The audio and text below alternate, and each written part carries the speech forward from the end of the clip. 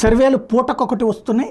అందులో ఇప్పుడు ఇక పీక్ స్టేజ్కి ఎలక్షన్ దగ్గరకు వచ్చేటప్పటికి ఇప్పుడు తాజాగా ఏదైతే పయనీర్కి సంబంధించినటువంటి survey, Pioneer Poll Strategies Private Limited అనే సంస్థకు సంబంధించిన సర్వే చూస్తే ఇక్కడ ఎంపీ సీట్లలో 20 స్థానాలు తెలుగుదేశం పార్టీ కూటమి గెలుచుకుంటుందని, 5 స్థానాలు వైఎస్ఆర్ కాంగ్రెస్ పార్టీ గెలుచుకుంటుందని, అలాగే కాంగ్రెస్ కూటమికి ఏమీ లేదని తేల్చారు.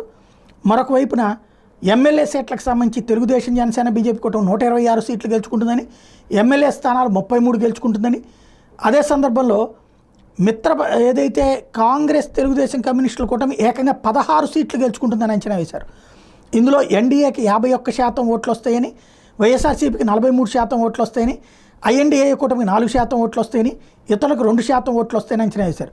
వీళ్ళు చెప్తున్నటువంటిది ఏంటంటే తుది విడత చేసినటువంటిది అంటే శ్రీకాకుళం లోక్సభ స్థానంలోని 7 నియోజకవర్గాల్లో ఎంపీ